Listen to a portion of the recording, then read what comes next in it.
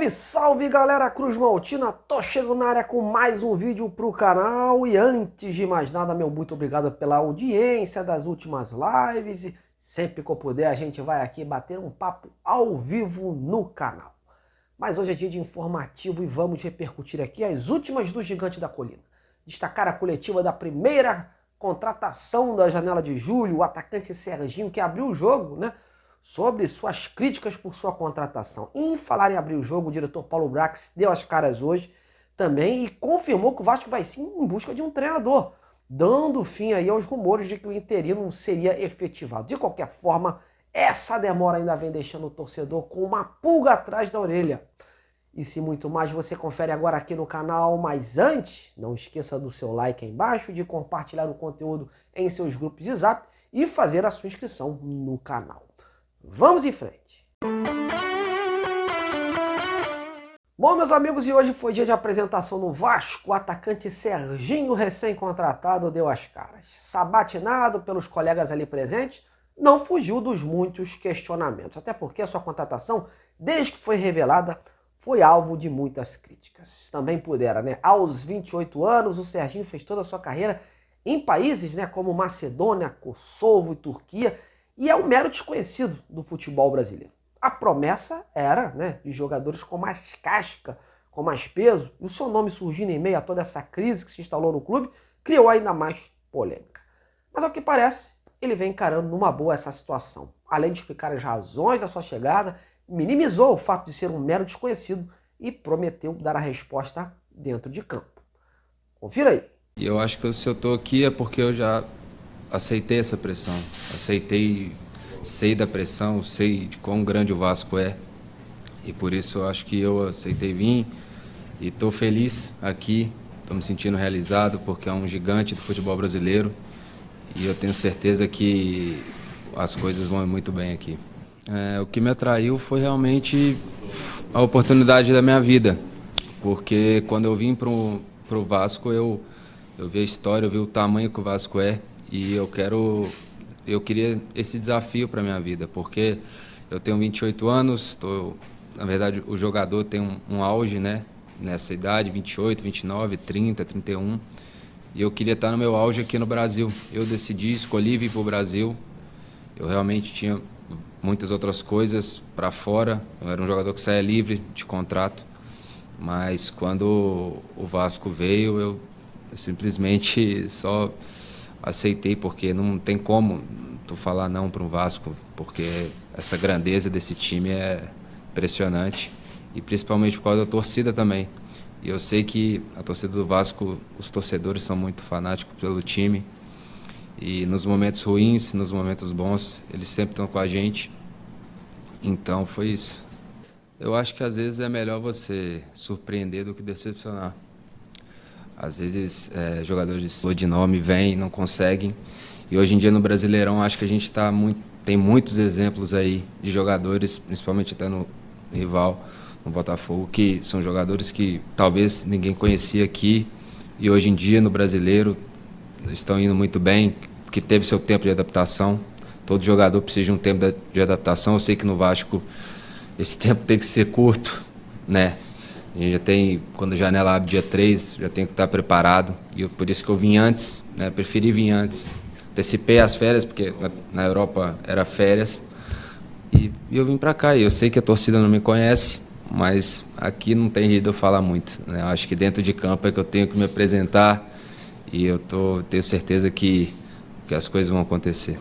Pois é, eu já tive a oportunidade de dar minha opinião ontem, né, na live sobre essa contratação do Serginho, né? Eu continuo com a sensação de que o Vasco errou, mas a gente espera, né, que essa vontade, essa gana do Serginho realmente faça o atleta dar uma resposta positiva dentro de campo e ajudar o time, né, nessa retomada aí no Brasileirão. Mas, obviamente, eu esperava muito mais. E você, o que achou aí das palavras do Serginho e da sua contratação? Opine aí. Bom, agora vamos falar de treinador. O Vasco está há uma semana sem um técnico desde que demitiu o Maurício Barbieri. De lá para cá, o comando está com o interino William Batista, técnico do Sub-20. A imensa demora em um novo comandante vem gerando rumores, né, de que o William possa ser efetivado em caso de uma nova vitória no Brasileirão, né, diante do Botafogo no domingo. Porém, hoje o diretor Paulo Brax colocou um ponto final nesses rumores, hein? No discurso adotado pelo dirigente, o Willian segue como técnico temporário, já que o departamento de futebol ainda não tem a convicção, né, certa em quem escolher neste momento. Vem adotando uma certa cautela em relação ao nome. Mas o Brax deixou no ar que o Vasco terá sim um novo treinador no Brasileiro. Ouça aí. A decisão de dar o comando técnico como interino ao Willian Batista antes do jogo do Cuiabá e que está se mantendo para o jogo do Botafogo, já adianto, é pelo trabalho feito no Sub-20, que é um trabalho incrível de nenhuma derrota. Tem mais títulos do que derrota com o Vasco, com o Sub-20 do Vasco. Um profissional de extrema competência que eu tive o prazer de contratar em 2018 para 2019, no América, vindo da Chapecoense, trabalhou comigo no Sub-15, no Sub-17, no Sub-20 e também no profissional do América, quando o treinador nosso lá era o Lisca, e o Willian participou como auxiliar da casa. Então, um profissional que eu conheço bastante, tenho muita confiança e está de forma temporária nos ajudando aqui no profissional. Fez a partida de segunda e fará a partida de domingo. Treinador para o Vasco dentro do Campeonato Brasileiro da Série A será um treinador que a gente vai ter convicção de contratar e de sentar aqui e de fazer o trabalho aqui dentro. Dar continuidade ao que foi de positivo feito e corrigir o que precisa ser corrigido. Quando tivermos a convicção desse treinador, ele será apresentado a todos. Bom, eu já pude explicar ontem no início da live sobre essa situação, né, do técnico do Vasco. O Vasco começou com pressa, tentando encontrar um nome. E um estrangeiro era a primeira opção pensada. Mas com a vitória diante do Cuiabá, o departamento de futebol ganhou mais tempo nesse processo, né? E não há um consenso sobre o nome, né? Pois muitas coisas estão pesando, principalmente o fato de que tem que ser um profissional que tenha entendimento no mercado brasileiro. Por isso, nomes daqui do Brasil estão sendo avaliados, começaram a ser avaliados melhor. Há uma expectativa que até domingo se chegue a um consenso de um nome e que no início da semana, né, a situação seja oficializada. Porém, meus amigos, tudo vai depender aí não somente das conversas, mas como do resultado de domingo. Uma nova derrota, esse processo vai precisar ser acelerado, pois o Vasco não pode ficar refém de um técnico interino, ainda mais lutando neste momento para sair da zona de rebaixamento. Sei que não se pode errar na escolha, mas também demorar como demorou para demitir o Barbieri é insistir no erro de grandes proporções. Vamos aguardar. Bom, vamos seguir esse boletim falando de novos reforços. Por hora já acertados, o Serginho, o Maicon e o Gary Medel, que será anunciado após o dia 30 de junho, quando encerra o seu contrato com o Bolonha da Itália. E hoje na coletiva, Paulo Brax também falou sobre a janela. Num discurso mais cauteloso, disse que busca um equilíbrio entre saídas e chegadas, mas não deu garantias do nível das próximas contratações. Isso deixou o torcedor ainda mais ressabiado, hein? Veja aí.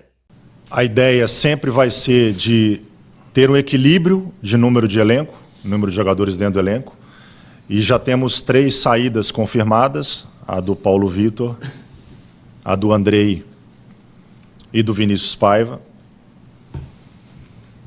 Então, pelo menos, teremos 3 entradas. A primeira delas é do Serginho,